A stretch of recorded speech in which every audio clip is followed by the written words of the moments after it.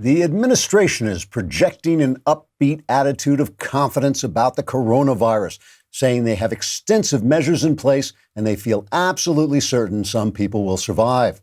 Chief Medical Officer Dr. Fidelity Hapless says the government has already purchased several face masks and bottles of Purell to defend against the virus if it should somehow seep into any place where there's somebody important. Dr. Hapless says it is possible that things may get worse, and if they do, he hopes someone will send the news to his underground bunker. However, in a statement released through an iron tube that poked out of the earth and then quickly withdrew again, Dr. Hapless says he does not believe that things will get as bad as they did in that movie where they peeled Gwyneth Paltrow's face off. So if people think that would help, they can give it a try.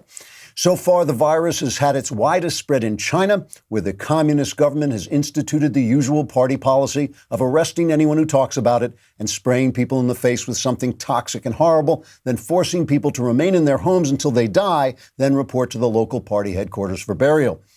In Italy, the spread of the disease has caused officials to consider forming a government, but they can't see why they should change their way of life now.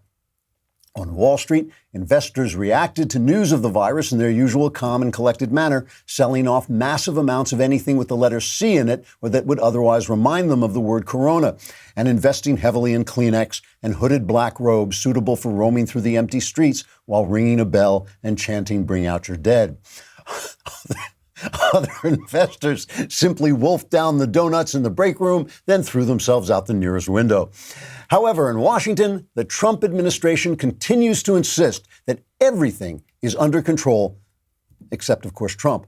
Trigger warning, I'm Andrew Klavan, and this is The Andrew Klavan Show.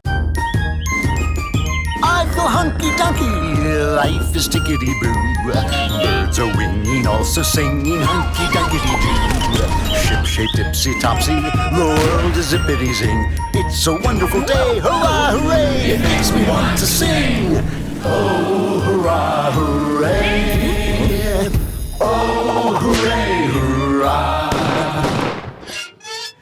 A column yesterday by the expert election observer Henry Olsen, we've had him on the show, he's absolutely great and always has the smartest insights into what's going on during an election. Olsen pointed out that what he calls establishment Democrats don't fully understand Bernie Sanders. He says, this is what he wrote, wrote, quote, "They're still thinking politics is between left and right.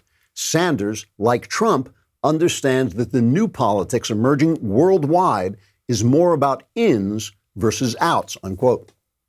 Olsen says the more the establishment attacks Sanders as extreme or unelectable, the more his people like him, because that just confirms his outsider status, which is what it is they like about him. Olsen writes, quote, "The establishment is, by definition, a collection of insiders. They benefit from the current system and favor only incremental change, not revolution. It's not hard to see why many voters want radical change. Economically, globalization has benefited the global poor and the developed world's rich and skilled, but it has not significantly helped people in the middle and has hurt many in the lower middle class." You've heard me talk about this too. And globalization, of course, is not just the export of low-level jobs from rich nations to poor foreigners. It's also the unrestricted influx of poor foreigners into rich nations. And you remember, both the left and the right were doing absolutely nothing about that. Now, Trump has genuinely shut a lot of that down. Nobody's covering it very much. The New York Times did an article about it, but Trump has shut that down. He was listening to them. It's not just an economic problem when poor foreigners are coming in unrestricted into rich countries. It can also be a social problem when the incoming people have no gratitude or patriotism or recognizable morality or are otherwise like Ilhan Omar. This means that Bernie's rise may actually hide an opportunity for us conservatives. I haven't heard anybody else say this, but it's true. I've said repeatedly that the never-Trumpers failed to ask themselves about the legitimate reasons why Trump was sent to the White House. What were his supporters saying? They just don't ask themselves. Now, we conservatives would be wise to start listening to non-insane Bernie voters. Instead of laughing off their concerns about health care and inequality or shrugging them off, we should start addressing those complaints with detailed free market solutions and restraints on the crony capitalism and globalization that has restricted social mobility and decimated communities. Europe is one thing. America is not supposed to be a country of ins and outs. It's supposed to be a country of haves and could-haves if they put their minds to it. That system has stagnated. It's gummed up and it's broken down. And if we don't fix it wisely, Bernie or someone like him may fix it foolishly and destroy the country in the process. Large masses of voters are by nature inarticulate, but that doesn't mean they're not saying something. If the Trumpian ins want to stay in, they should start listening to the better wisdom of the Bernie outs. All right. We're going to talk about the debate, the crazy, wild debate, and we're going to talk about the reaction to the debate, and we've got the mailbag. So all your problems, say goodbye to them. Just shake their hands, show them to the door, say goodbye. All your problems are about to be solved. But first, let's talk about meat. Meat. We want to talk about Fairway because I've told you this before, but the reason I want you to get Fairway and subscribe to Fairway and get meat from Fairway is because if you do that, they send me samples. I don't care that much about you. We've never met. I don't know who you are. But I think the important thing is that I'm getting meat. And if you go to Fairway, they will say, God, this guy is really selling our product. Let's send him some more meat. And I love Fairway meat. In fact, we were going to have a counter. We may build a counter to see how many times I mention the word meat when I'm doing Fairway Meat Market commercials. This is fairwaymeatmarket.com. Fairwaymeatmarket.com. Premium beef, all natural pork raised by family farmers and hand cut by an experienced team of Fairway butchers. All you got to do is visit fairwaymeatmarket.com and select your favorite meat products. This week, my listeners can get the Heartland package valued at $230, but they can get it for just $99.99. That's $100 plus shipping when entering Klavan at checkout. The Heartland package includes 8 8-ounce all-natural boneless pork chops, 6 8-ounce USDA choice ribeye steaks, 1 mouth-watering side dish, loaded potato bake, gourmet cheesy corn, or baked beans. That's more than 50% off the best meat in America, plus free shipping. That's fairwaymeatmarket.com, promo code Klavan, and look for the Heartland package. Again, fairwaymeatmarket.com, promo code Klavan. Look for the Heartland package and figure out how to spell Klavan. V-A-N, there are no E's in Klavan. Because that's who I want them to send the meat to. And you for yours. Tune in to our Super Tuesday backstage show, March 3rd. It's going to be a big one. We're going to hang in all evening and talk about what is going on. We'll weep, we'll laugh. Probably not, but we'll talk about it. Mailbag coming up, as I said. So there's an old saying in politics. Let's talk about the debate. There's an old saying in politics. You can't beat someone with no one. And that was what the debate was about last night, okay? The debate was about the fact that Bernie Sanders represents the outs. He's talking to the people who feel that they've been hard done by, and they don't have anyone to go up against him. Let's just take a look at what happened, because it was a melee. The moderators completely lost control over it. So let's just take a look at cut 12, what it looked like at its worst. Of America instead of a bunch of broken promises that sound good on bumper stickers. Mr. Steyer. I think we're talking about Matt. Mr. Sanders. Let's talk about it. Can I say something? Look, first of all, let me go. Tom, I think she was talking about my plan, not yours. I think we were talking about math, and it doesn't take 2 hours to do the math. Because let's talk about what it adds up to. Let's talk about math indeed. Okay, so here's the math. No, here's the math. Can I respond to doing nothing is what will happen. Senator Sanders, you're allowed a quick response, and we would like to allow the other candidates. Moderator, guys. Senator Sanders. Moderator, is my turn? This helps a lot, doesn't it? This helps a lot, doesn't it? It says Joe Biden. That's the only thing he says. Here is Trump's tweet.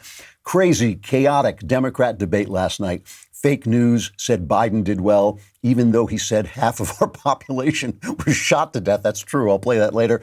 Would be over for most. That would be the end of it for most people. He's saying Mini Mike was weak and unsteady, but helped greatly by his many commercials, which are not supposed to be allowed during a debate. Pocahontas was mean and undisciplined, mostly aiming at crazy Bernie and Mini Mike. They don't know how to handle her, but I know she's a chocker, he says. I think he must mean choker, unless he's some Yiddish word that I don't know. Steyer was a disaster who, along with Minnie, are setting records in dollars per vote. Just give me an opponent. He's got it. He has got it. Bernie is in the lead because there is a substantial number of people who are disaffected from what's going on, and nobody's listening to them in the mainstream. But he's also in the lead because they don't have anyone to oppose him, and that's what the debate was about last night. It was about the fact that people say, well, if they would just clear the middle lane, if they would just do this, if they would just do that. Who? Biden is so old he can't put an English sentence together. Bloomberg has really screwed himself. Warren's plans don't work. They don't have anybody to stand as someone who just steps out and can stand up to Bernie Sanders. You're a lying dog-faced pony soldier. I'm not. It's true. It's not that the country has gone socialist. It is that he is the only person who understands that he is speaking for those people who feel left out. All right, so let's take a look at the debate. Let's take a closer look at the actual what was going on. Margaret Brennan, I think is her name, CBS. They had Gayle King, big-time Democrat donor, moderator, and they had Norah O'Donnell, big-time Democrat supporter. Margaret Brennan, one day at CBS, somebody at CBS is going, wait a minute, there's someone doing journalism on our television station. And they're going to get Margaret Brennan. She is the only person who actually asked tough questions of everybody. I want to start deep in the debate where she finally got around, somebody finally, if Brennan hadn't been there, nobody would have done this, I don't think, finally got around to asking Bernie about the fact that he has sucked up to every communist tyrant in the world and has now been caught praising Castro, not caught, but he did it on 60 Minutes, praising Castro, this murderous tyrant, for his literacy program when he's going into there's a swing state, Florida, where a lot of those people know exactly who Castro is and aren't impressed. This is cut number 20. You've praised the Chinese Communist Party for lifting more people out of extreme poverty than any other country. You also have a track record of expressing sympathy for socialist governments in Cuba and in Nicaragua. Can Americans trust that a democratic socialist president will not give authoritarians a free pass? I have opposed authoritarianism all over the world, and I was really amazed at what Mayor Bloomberg just said a moment ago. He said that the Chinese government is responsive to the Politburo. But who the hell is the Politburo responsive to? Who elects the Politburo? You got a real dictatorship there? Of course you have a dictatorship in Cuba. What I said is what Barack Obama said in terms of Cuba, that Cuba made progress on education. Yes, I think, really? Really? Yes, because there's no comparing. Bad? Our literacy program's bad. It's possible we added that music, although it's also possible that that band just follows him around. Fidel Castro won the debate because of his great literacy problem, his great literacy program. I was sitting there going, I'll vote for Castro. This is wonderful, wonderful Castro. And when he turned, what's amazing, I think Bernie actually has a mental problem. I seriously do. I know everybody on the left calls Trump a sociopath. I think Bernie has a serious mental deficiency. Crazy Bernie. Because he is one crazy dude. He's a crazy dude because when the audience booed at his praising this guy who put people up against the wall and shot them, and he said, what, teaching people to read is bad? Yesterday I was comparing this to a woman, and I've heard women say this. They'll say, well, my husband gives me a nice house, and he helps me, with my schooling, and gives me a car. He does beat the crap out of me every couple of months. And you think no, there's no list of pros and cons where that con doesn't erase all the pros. Other places have good reading programs. Ecuador, we talked about this yesterday, raised the level of their reading. Cuba already had a lot of people reading. If you are a tyrant, it does not matter if you teach people to read. It doesn't matter if you give them free health care. Freedom comes first. And the fact that he's stunned when people booed that really tells you that there's something wrong with the guy. Plus, when he talks about America, this is cut 21. Occasionally, it might be a good idea to be honest about American foreign policy. And that includes the fact that America has overthrown governments all over the world, in Chile, in Guatemala, in Iran.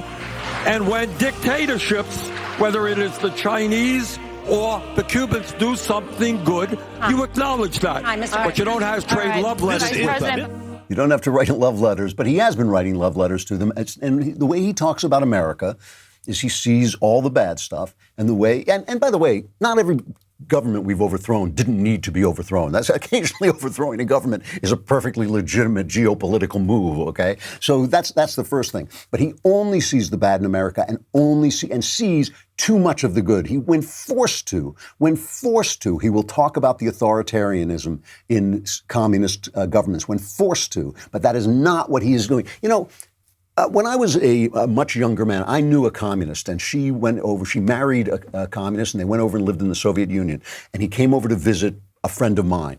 and we were sitting at this lovely picnic on a beautiful lawn and all this, and her husband was explaining to me, you know, we have jazz in the Soviet Union. People talk about it as if, and I'm sitting there looking at him going, jazz, you know, we have jazz and every other kind of music, and music that people don't like. We have music that the government wouldn't want to allow. We have everything because we're free. Who cares if you have jazz? Who cares if you have, really, in some sense, who cares if you have even the necessary things of life if you are a slave? If tomorrow they offer to feed you, clothe you, give you free health care, but you'd be in prison, would you take the deal? No, of course not, because you have human dignity, because you're an American, because you understand that freedom comes first. The logic that the guy is using is the logic of tyranny. It is the logic of tyranny. What do you mean I'm stepping on his throat? At least I'm giving him money. And a lot of times conservatives will say, well, socialism doesn't work. Some socialism can work. I mean, some little pieces of socialism can work, but it's not about whether it works. It's about the fact that it's wrong. Why, if somebody makes a lot of money, is any of that money yours? Why is any of that money yours? You're just stealing it. And all they did was bribe people. Basically, we're going to give you this, we're going to give you that. And Warren is just running for vice president at this point. I mean, play cut 6. She's just saying, basically, I'd be a good foil for Bernie.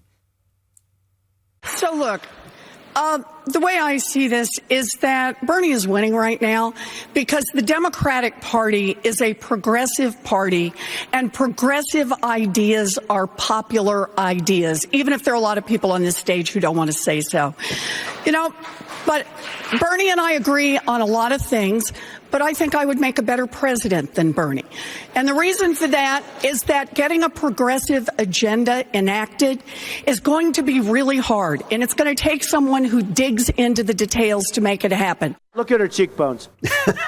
And remember I told you Amy Klobuchar and Pete Buttigieg were going to fade away? I told you in that last debate they just looked like small and nothing. I think that's just continuing here, even though Klobuchar is like this little voice of reason, is cut number 11. The math does not add up. In fact, just on 60 Minutes this weekend, he said he wasn't going to rattle through the nickels and the dimes. Well, let me tell you how many nickels and dimes we're talking about.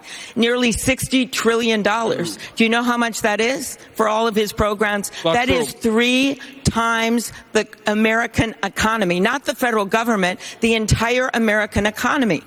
Now, the reason that doesn't resonate, right, is because of what Henry Olsen said. There was also an article in the Examiner saying by Timothy Carney saying, here's someone everything needs to understand. As Sanders emerges as the clear Democratic frontrunner, his supporters are not all or even mostly ideologically on the left. That's because voters are not mostly ideological. It's hard to remember, especially in this policy-heavy, ideologically laden world of Washington. But if we're to understand Sanders, we need to think outside the paradigm of left, center, right. Sanders' appeal is a populist one, much like President Trump. And that's why it doesn't matter when Klobuchar says this money, you can't spend this money.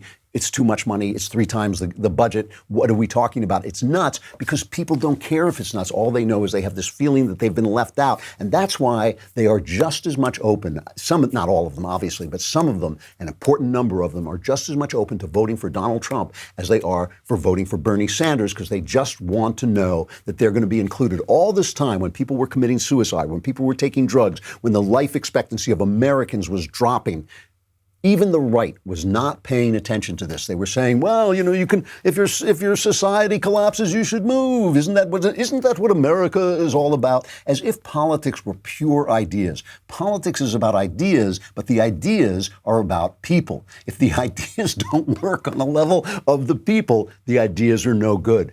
Bernie gets this. Trump get it. They know who they're talking to. They know they're talking to people who have been left behind by a system that served the elites, and the elites just loved. Let us talk about Ring. You know, I live in a nice neighborhood. I really do. But the other day, there was a rap star killed in a home invasion. Wherever you are, there's crime. There's always going to be crime.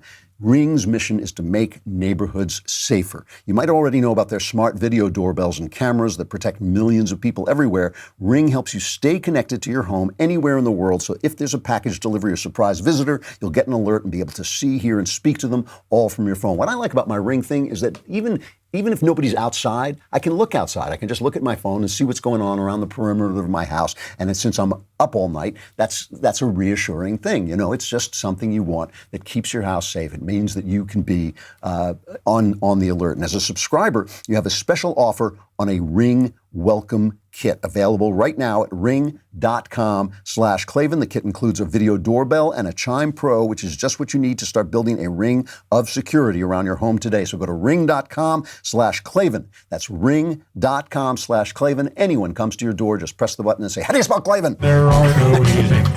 If he does not know that, call the police. You know, again, the visceral hatred from Bernie it's for freedom. It's for the West. That's what it's for. And it comes out in anti-Semitism. This is true a lot. I mean, this has been true back into the 19th, 18th century. Some of our basic ideals come through Jesus from the Jews. And I think that a lot of the hatred about the Jews is the hatred of these ideas that have really made the West great, but they've made it great against some of our natural instincts. The thing about love your enemy, the thing about treating the poor fairly, the thing about taking care of the weakest, respecting the weakest. These are all ideas that come to us through Jesus, but because Jesus was a Jew, they come to us from the Jews, and they hate Israel. They hate Israel because it represents that freedom. The freedom represents the little guy. The little guy represents the thing that they don't like, which is the face of God in each and every one of us. Here's Bernie, number 24, going after Israel, but listen to what he says. I am very proud of being Jewish. I actually lived in Israel for some months. But what I happen to believe is that right now, sadly, tragically, in Israel, through Bibi Netanyahu, you have a reactionary racist who is now running that country. And I happen to believe that what our foreign policy in the Mideast should be about is absolutely protecting the independence and security of Israel. But you cannot ignore the suffering of the Palestinian people. We have got to have a policy that reaches out to the Palestinians and the Americans. And in answer to your question, that will come within the context of bringing nations together in the Mideast. It's just interesting. And I like the fact that he has that band follow him around. I think it's a good idea. I think it really gives him a little bit more, it's more inspiring. But again, the same question comes up in my mind is if Netanyahu is the evildoer of the Middle East, what's he think about all the other leaders? What's he think about the fact that, you get killed for converting in some of the other countries, about the fact that you couldn't build a cathedral, which you can in Israel, about the fact that Muslims don't have the same rights that Muslims have in Israel? What does he think of all that? I mean, why is it always the West? It is the West. There's this natural animus he has toward the West and that the far left has toward the West. And the thing about it is, I don't think that is true of a lot of his voters. And that's why I think they're there for the taking. They could be there for the taking. So let's take a look at the press reaction, then get back to some of the hilarious parts of the debate. Chris Matthews had the funniest reaction. They interview all the candidates afterwards. He couldn't, no matter who he was talking to, he couldn't stop talking about how much he hates Bernie. I grew up with Castro as a kid. We all rooted for him until he started executing every one of his enemies by firing squad, allying himself with the Soviet Union, and at one point aiming medium-range nuclear weapons at every one of our major cities short of Seattle. We began to think maybe he's not our friend. There are real issues in this campaign, and one of them you talked about tonight. The nature of the health care system. All Democrats struggle for some kind of universal health care system.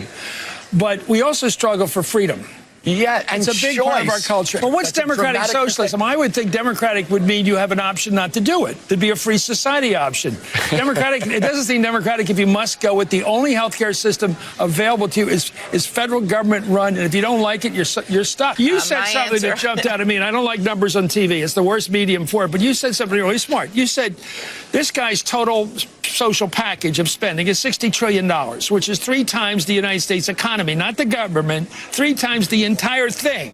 Chris Matthews is going to vote for Trump. Chris Matthews is talking to Steyer. He's talking to Amy Klobuchar. They can't get a word in because suddenly he's going, I was wrong all these years. I didn't mean the socialism. That's not what I wanted at all. Not the healthcare. Forget the healthcare. He's going to vote for Trump. I'm telling you, this is an actual opportunity for the good guys. MSNBC is selling their hearts out for Joe Biden. This is like different guys talking on MSNBC, starting with Eugene Robinson from the Post. Biden probably had his best debate. He was not just forceful, but he was substantive. He is strong in every debate on foreign policy, I thought, and they spent a long time on foreign policy. It was a good night for him to have a good night. Exactly. Bernie Sanders did not seem to me to be quite at the top of his game tonight.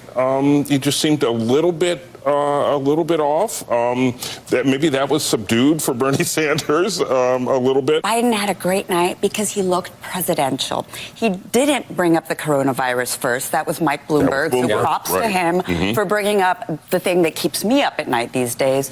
But the fact that he took it and he ran with it. He talked about the Ebola virus, even though it's not the same thing, but he talked about what he would do as president when he's dealing with issues such as these. So for Biden, it wasn't just the foreign policy, it was also the presidentialism that he brought with it. It was the energy. So Biden up here in terms of energy, Sanders down here.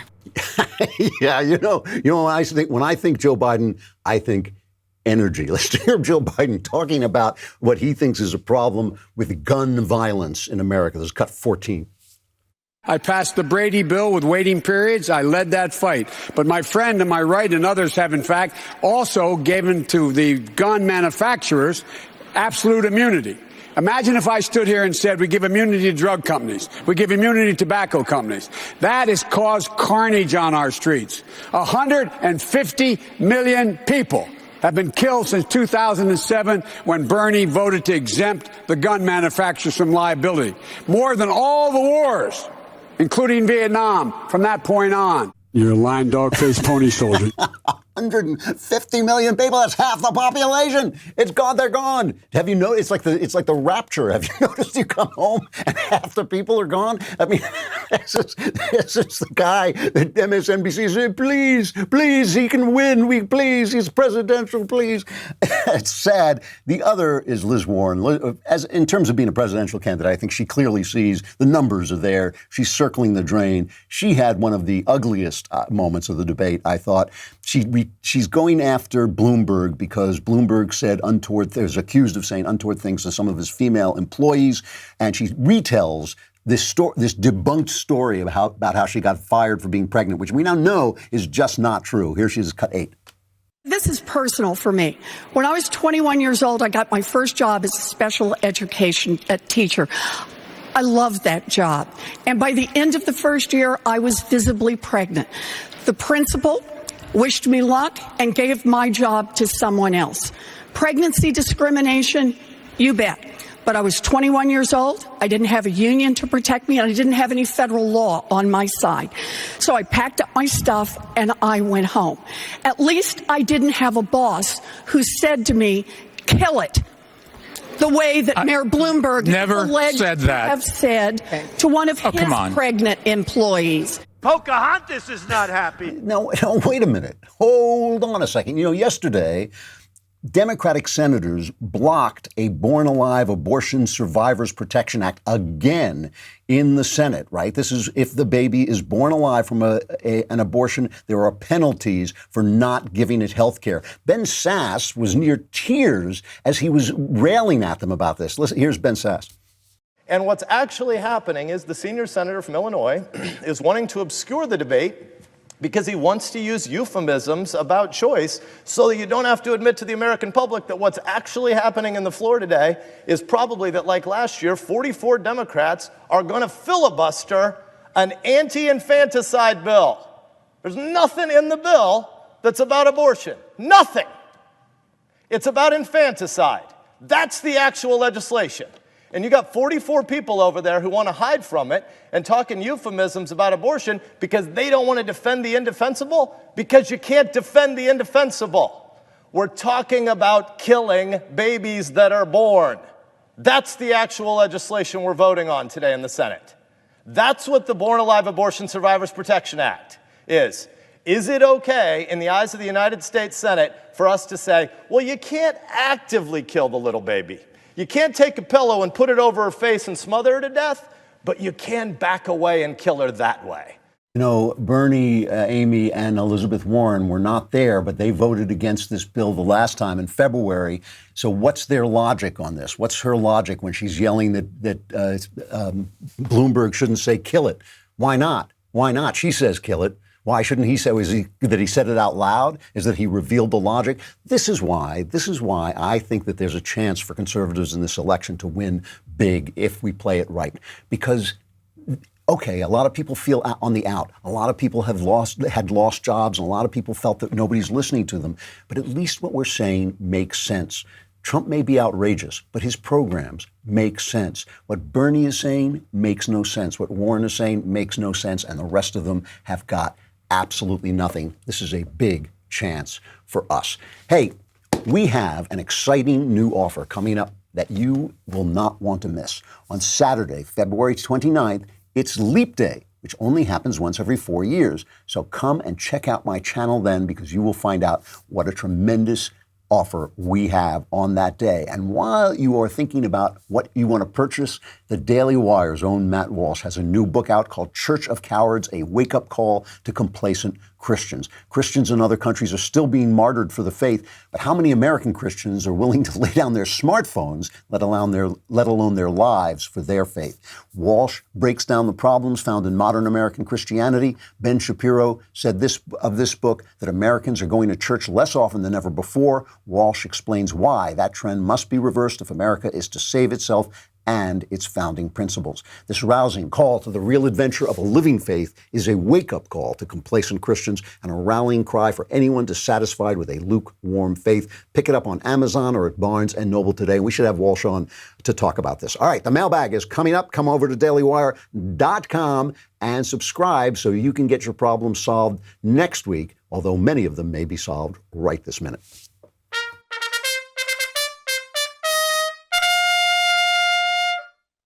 Mailbag. Woo! Yeah! No fair playing the communist anthem while I'm reading the mailbag. From Michael, dear master of the metaverse, in a valiant effort to survive a recent Klavanless weekend, I had to resort to listening to Ben Shapiro and Michael Knowles' podcast. I'm so sorry. Ben responded to a mailbag question about the difference between socialism and communism. My question is, if China is a communist country, why do so many Chinese citizens have the money necessary to travel the world, drive Teslas, and purchase iPhones? Simple answer. China has allowed, it's an experiment, and it's a very dangerous experiment, but it's interesting. China has allowed the free market to thrive without letting the people become free. They are an experiment on whether you can have free market policies but not have free people. I don't believe you can. I believe that China is heading for a fall. I believe all the fear about China rising up, although China will rise up and will be powerful one day, I believe it is premature because I think, here's the thing, they have a free market, but if you go in and complain and say, I think you can do this better, you could end up dead. That's the free market in China. Ultimately, you have to be able to do things that annoy the government. You have to be able to have ideas that annoy the government. You have to be able to say things out loud that annoy the government. And that's where creativity comes from. Creativity comes from people that the church doesn't like sometimes. It comes from people that the government doesn't like. If everybody gets a chance to speak, the best ideas will rise. They're always saying they want to, stop hate speech, or we should knock people off YouTube, and we should knock people off Twitter. I think that gives them more power. If you let everybody be free, if you let everybody speak, if you let everybody say what they have to say, I think the good ideas will rise, and I think that translates into good capitalism. I think capitalism with an iron hand will not work, but it's worked so far. It has gotten them out of the slough that they were in and made their lives much better than they were, but will it continue? That's the experiment. I don't know. But the reason that they're thriving is because they've gotten rid of all the communism part except for the oppression. They're letting their markets work. So that's why they have the money that they have. From Travis, hello, Andrew. My English class is unfortunately reading How to Be an Anti-Racist by Ibram X. Kendi. Kendi states that the opposite of racist is not racist, but anti-racist, a term he uses to refer to those who speak or act in ways that advance racial equity in society. Do you believe that one must act in such a manner to not be racist? No, I don't. In fact, I believe that I happen to believe. I believe that not being racist has to be part of a bigger philosophy. Why shouldn't you be racist? What's the problem with being racist? I never understand this on the left. The left basically says there is no objective morality. One culture is as good as another. Why are you always attacking Islam? Why do you think that Islam isn't as good a religion as Christianity? Isn't that bigoted? Isn't it racist to attack somebody else's religion? They have no set of values. So why is racism bad? Why is racism bad? Well, I know why it's bad to me.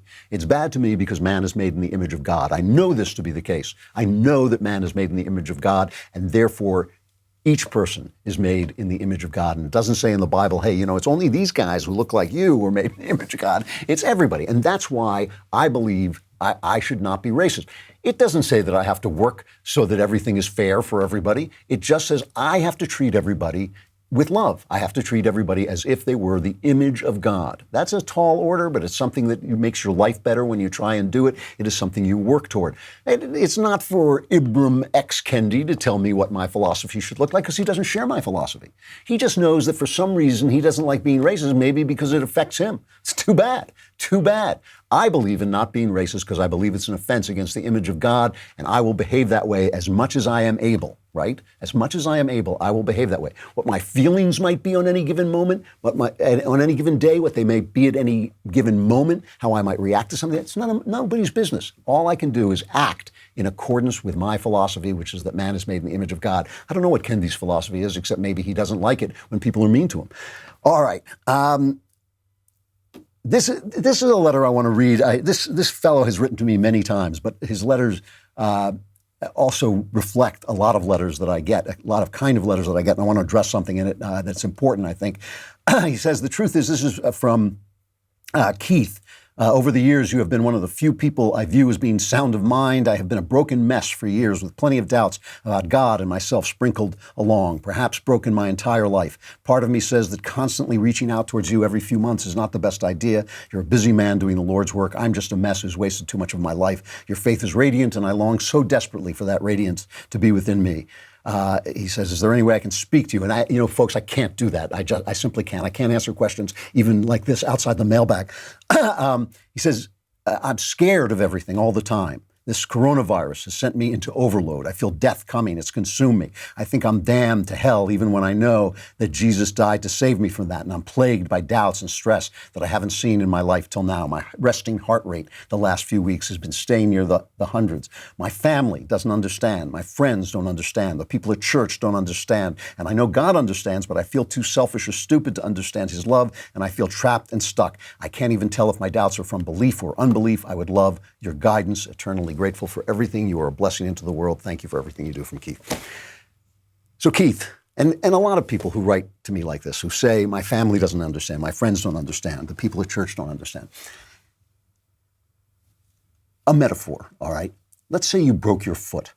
You're coming down the stairs, you take a wrong step, you break your foot. And you say, I brought this to my family and they couldn't do anything about it. My foot is still broken. I brought it to my friends and they couldn't do anything about it. My foot is still broken. The people at church, my pastor, I brought it to him. My foot is still broken. They haven't fixed my foot. So now I'm coming to you, Klavan, to fix my foot, because I know that you really are a smart guy and you're a good guy and I want you to fix my foot. What's the problem with that logic, right? We have people who fix feet. They're called doctors. If you break your foot, you take your foot to the doctor. The problem that you're describing, Keith, is a disorder. It's a mental disorder. The coronavirus may be a problem, or it may not. Right now, it's not a big problem. You got to keep an eye on things. I understand that. But if you are overblown, totally consumed with worry over the coronavirus right now, you have an anxiety disorder, right? You have a disorder in your mind. Just like a broken foot. If you say, well, I brought my broken foot to God and God didn't fix my broken foot. No, God is saying, go to a doctor to fix your broken foot, all right? You have a disorder in your mind. You have an anxiety disorder in your mind. You need to go to people who deal with that. You need to go to a doctor who is trained in dealing with that. And you start out by getting a psychological assessment from a psychologist. I did this when I was young, when I had a problem with my mind, because that problem, just like a broken foot, is not going to be solved by God. It's not going to be solved by your pastor. It's not going to be solved by your family. It's going to be solved by a doctor who's trained to fix broken feet. one of the things about a mental disorder is that it keeps you away from God, like mine did. It keeps you away from God because it keeps you away from understanding Him. You can tell. I've read your letters before, and I can hear that you understand that you're not getting God right. You know God loves you. You know He forgives you. You know He's not sending you to hell. You know He's on your side, but you can't reach Him because you have a disorder. Your foot is broken, and all you can think about is your broken foot. You have a mental break. You have a disorder in your mind. You need to go to somebody who can help you with that. If you go to a psychologist, the psychologist will do an assessment. Maybe some medication is going to be necessary. I don't know. I'm not a doctor. But you'll go to somebody who is trained to deal with this disorder. You are not seeing the world as the world is because something is broken. Maybe you suffered a trauma. Maybe you suffered abuse. I don't know where it comes from. But you have got to get that fixed. The people you've listed and me, we all want to help you. We all love you. We all want you to do well. But that's not the place you go. If something is broken, you go to the specialist who fixes it. This is a mental disorder. You need to get it fixed with somebody who trains to do that. All right, so I hope that helps, and I hope you do it, and I hope you write back and tell us how it went, and that maybe you can fix this. I think you can fix it. I mean, they're really talented people who deal with this all the time. All right, from Golda, dear Mr. Klavan, what is the difference between love and infatuation? How can I tell if he's the one? Any advice you have would be greatly appreciated. I get this. This is another question I get very often. 6 months. Give it 6 months. This is the thing. Infatuation is something that courses through your body. It is a wonderful start to any relationship, a good relationship or a relationship that is not going to go the distance, but you may have felt this great passion to begin with. It lasts about 6 months. And as you get to the end of the 6 months, you start to say, I really, really like this guy. And we have a lot in common. And we laugh and we don't fight all the time. And we're happy a lot of the time. And we can talk things out. And he respects me and I respect him. And, he can support himself. And those are the things that come into your mind after about 6 months. You got to give it time. To settle. You don't have to make a commitment. You don't have to accept a ring. You don't have to get married. Just give it a little time, about 6 months. We'll get you where you need to go. All right. From Braden, Mr. How Dare You? I often mark your podcast locations at important things you say so that I can jot them down in my journal later. I was listening again to a section of your mailbag on July 3rd, 2019. Where you were talking about how when you put forward values and morals without God being involved in that discussion, you will recognize that people will keep asking why. Yeah, I call this the toddler test. Until you are essentially backed into a corner without any reasons. You called it the toddler test. He mentions this. Can you expound on this, please? I mainly ask because people do want reasons to believe in morals that go beyond God said so or because God made it that way. I believe in God, and you have helped me understand that not only did He create the universe, but also the moral order, which I never connected before, so thank you. But how could I defend myself and my values without always reverting back to God? All right. Two separate questions. One question is you understand that in order for the moral universe to exist, there has to be an ultimate good. That ultimate good has to be conscious. That ultimate good, it has to have free will, because without consciousness and free will, there is no good or evil. Good or evil are a question of consciousness and free will, decisions that you make. But when you're arguing with someone who does not believe in God, the question on the table is, do you have to have that argument first? Sometimes yes, sometimes no. Sometimes what people are saying just does not make it, most of the time, what people are saying, if it's immoral, doesn't make any sense. So like when we were talking about the guy saying there shouldn't be racism, you can use the toddler test on him. Say, why not? Why shouldn't there be racism? Do you believe in God? Well, if you believe in God, then a whole other set of issues come in. Which God do you believe in? Do you believe in the Christian God? Because if you believe in that God, He has some things to say that you may not like very much. Do you believe in those things too? Those are arguments that you can get into with people. But the essential question that I sometimes ask people when I'm arguing with them is, if you landed on a planet of Nazis where everybody was a Nazi, everybody was a racist, everybody was a torturer, would they be wrong? If all the people were Nazis, would they be wrong? If everybody agreed, would they be wrong? If even the slaves, if even the people being tortured agreed with the Nazis, said, yes, you have the right to torture and kill me because Nazism is true, would Nazism be wrong? Most people know, they know that, yes, the Nazis would be wrong. And that raises a question. Where does that morality come from? So listen, You don't have to get in an argument about God every time you argue morality. Most morality works. Most morality prevents suffering. Most of the time you can explain to them logically in their own world why they should believe what you're talking about. However, with a friend, it might be interesting to sometimes explore this question. Do they believe that morality is relative? And if so, why should we embrace one set of morals over another? Because a lot of the people who believe that morality is relative follow that out by saying that's why you shouldn't attack other cultures. And my question is morality is relative, and I feel like attacking other cultures. Why shouldn't I? The reason is because it might be wrong, and if it's wrong, then morality isn't relative. Nothing they say about this actually makes sense internally. So in other words, it really depends on the conversation. Some moral questions, especially if you're dealing with a moral question with somebody who doesn't believe, you should try very hard to convince them of the moral answer on non-religious grounds. But you should always know that your morals are backed up by a faith in an ultimate moral good, and you can make that a separate question if you feel that that's appropriate. I got to stop, but I'll be back tomorrow. I'm Andrew Klavan. This is The Andrew Klavan Show.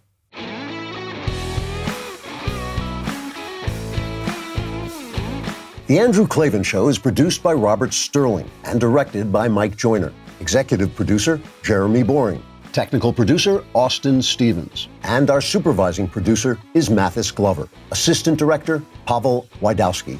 Edited by Adam Sayevitz. Audio mixed by Robin Fenderson. Hair and makeup is by Jesua Alvera. Animations are by Cynthia Angulo. Production assistants, McKenna Waters and Ryan Love.